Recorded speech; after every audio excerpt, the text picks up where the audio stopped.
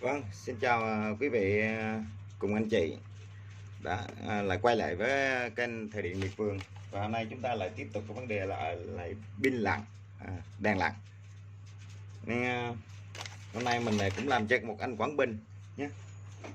Là Quảng Bình, Tuyên Hóa và tên là anh Định. Đây nha. Đây ha. Chứ gửi gì đây? Và mình bắt đầu vào kiểm tra thử cái này nó bị cái gì.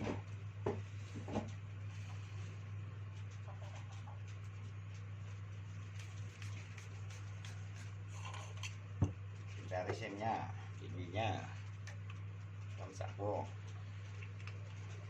Rồi, có báo sạc nha. Không sáng.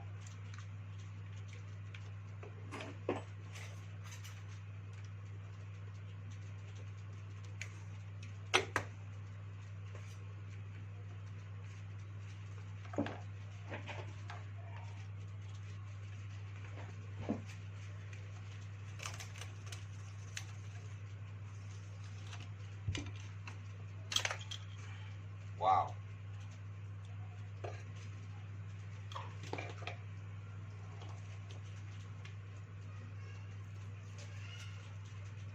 Anh ấy để làm gì cục pin của anh ấy?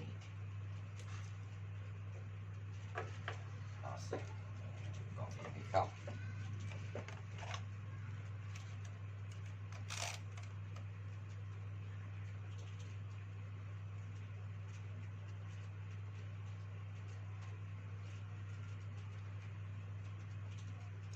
Pin đầy nha, pin còn mạnh đây.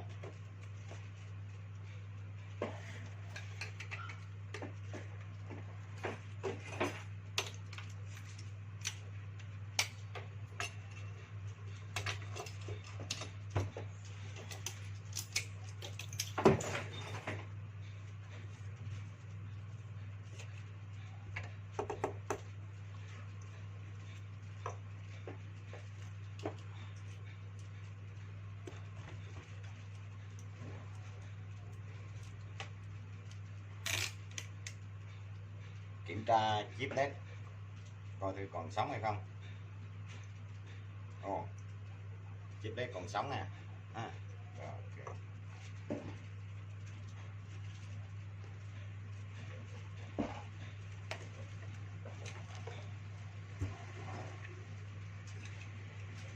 Ồ, mạch hư, hỏng mạch rồi.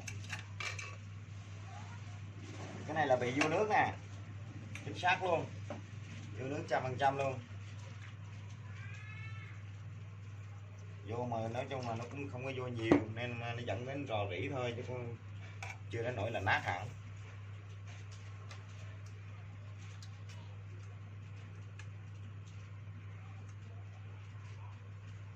Nếu mà mình làm hay là mình gửi đi cho bữa nay nó đi luôn nha anh Định nha. Rồi như vậy là cái mạch của anh nó mục, bị mục nhiều quá, vô nước nó bị mục nhiều quá anh Định nha. Rồi tôi sẽ xử lý cái này, tôi coi thì có thể là tôi sẽ thay anh cái mạch khác luôn á. Rồi vậy đi, chúng ta thay mạch khác đi cho nó nhanh.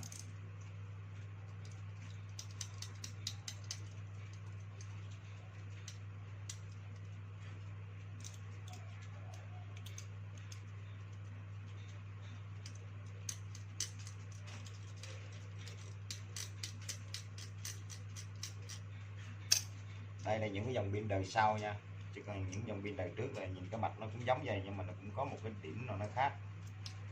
Điểm khác đó thì các bạn không nhận ra đâu. Những anh hay làm như chúng tôi thì mới nhận ra được. Và mạch đây thì nó dở hơn cái mạch trước.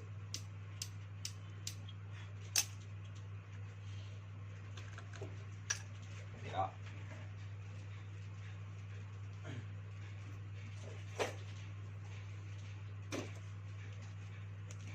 Rồi.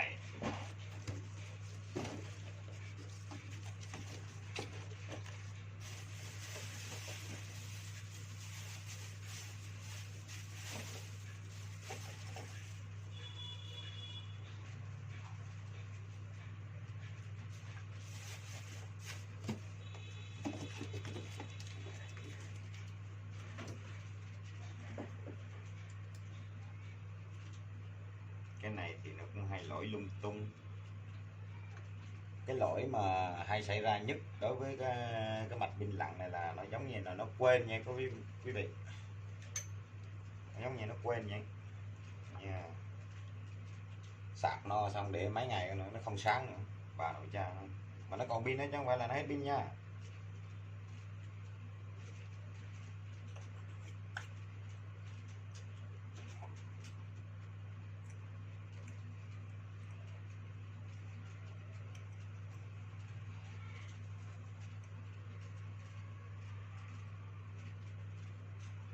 Dù rằng là mạch đây nó cũng vẫn còn hoạt động tốt, nhưng mình sẽ thay những con linh kiện từ bên cái mạch cũ của anh bỏ qua. Tại vì sao? Tại vì mạch đó đã từng lỗi rồi, từng bị lỗi rồi, nên coi như là nó có cái vấn đề của nó là để mấy ngày là nó tự chết thôi, không có gì cả.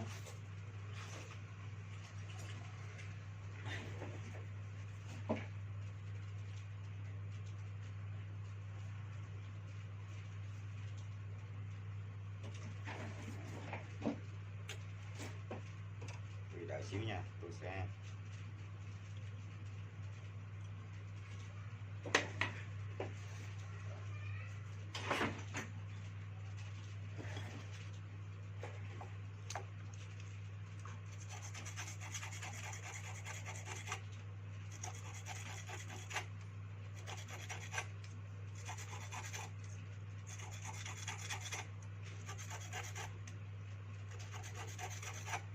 món hàng thường xuyên nó bị cùng anh em, mình bài biết vậy đó.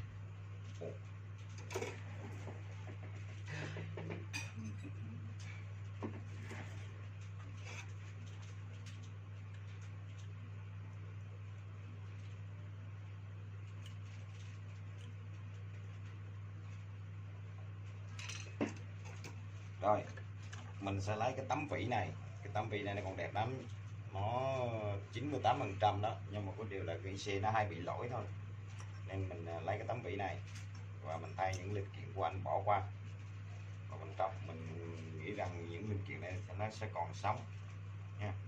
Anh định theo dõi nha.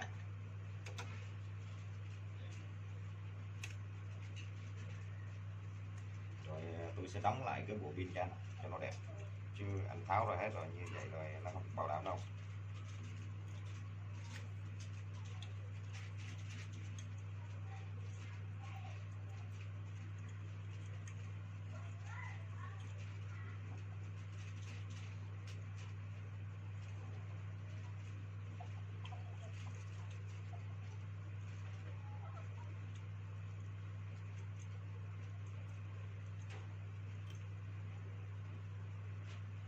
Và anh em làm nghề lặn nào có coi được video thì nói vậy chứ muốn sửa thì cứ liên hệ mình nha.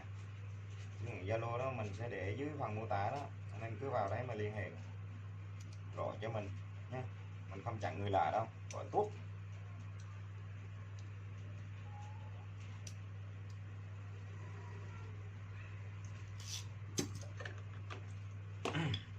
Rồi trước khi đi vào lắp thì mình sẽ kiểm tra sơ bộ thì nó có chạm chạp gì không.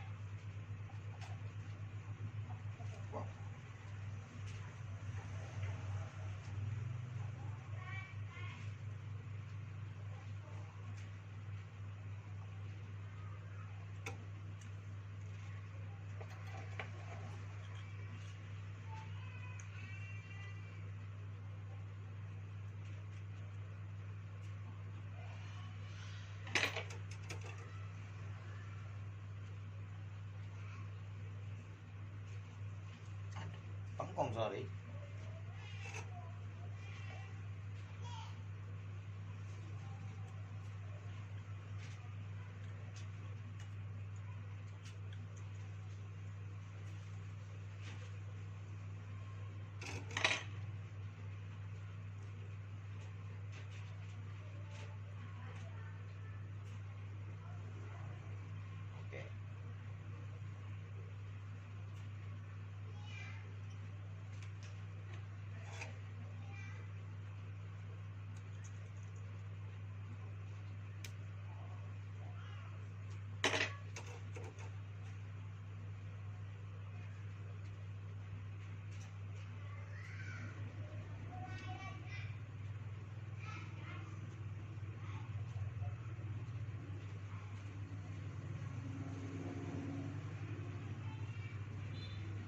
Rồi.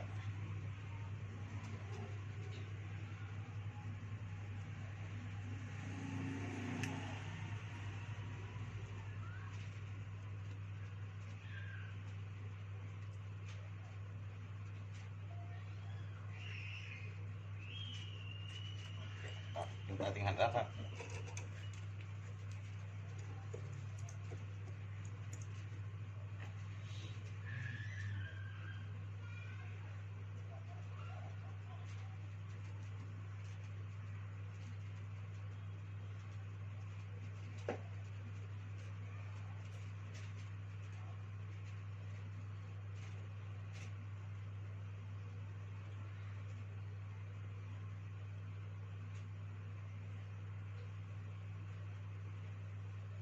Linh kiện này nhỏ lắm quý vị, nên coi như là làm nó cũng hơi lâu. Tháo ra thì nhanh đấy, nhưng mà đừng có hàng vào được lâu đấy.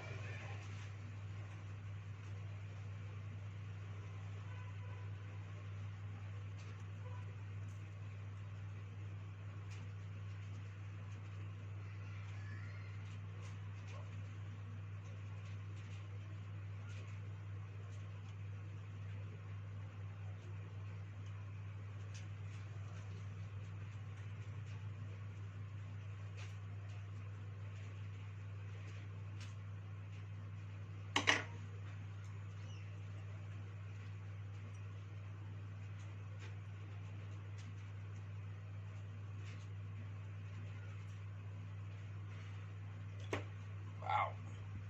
Đây, giờ mình gấp hai linh kiện của anh nha. Bỏ vào nha.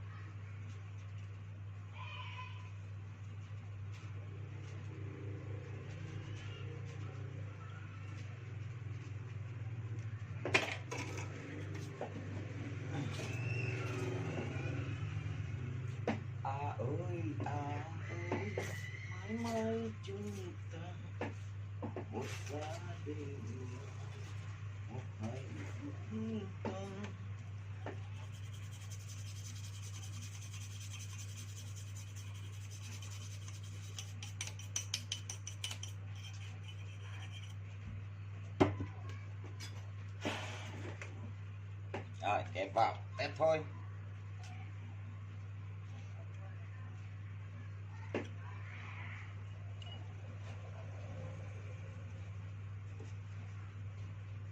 Ok.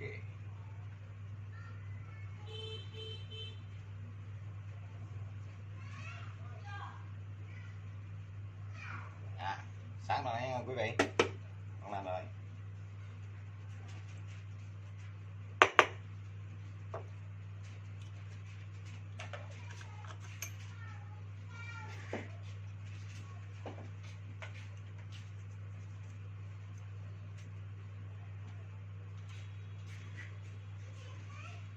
Và chúng ta lại đóng lại bộ pin cho anh luôn nha.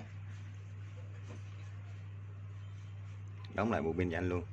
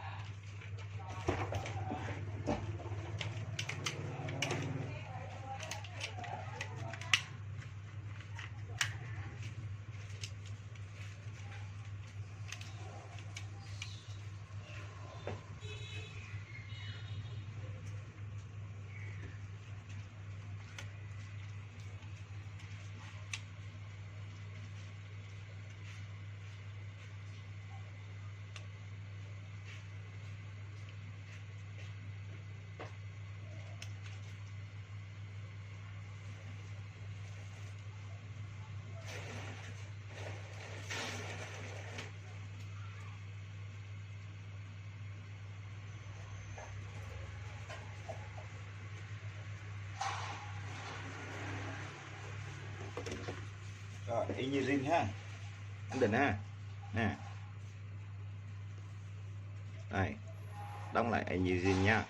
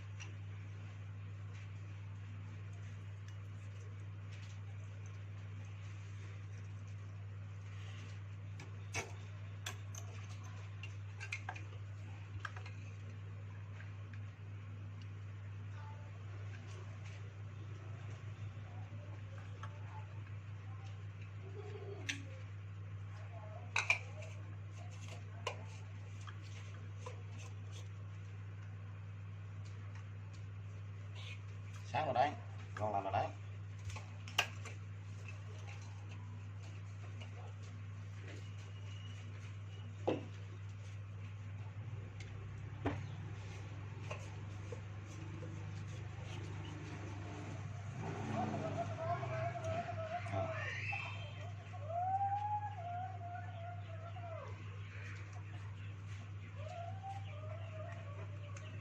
Rồi quân định xong nha.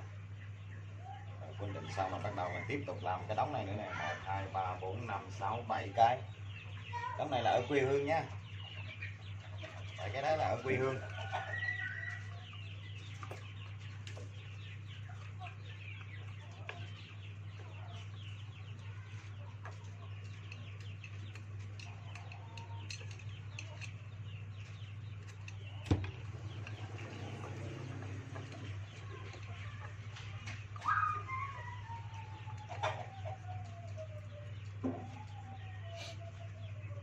Rồi, vậy thì quân định đã xong và video chúng ta sẽ kết thúc tại đây nhé.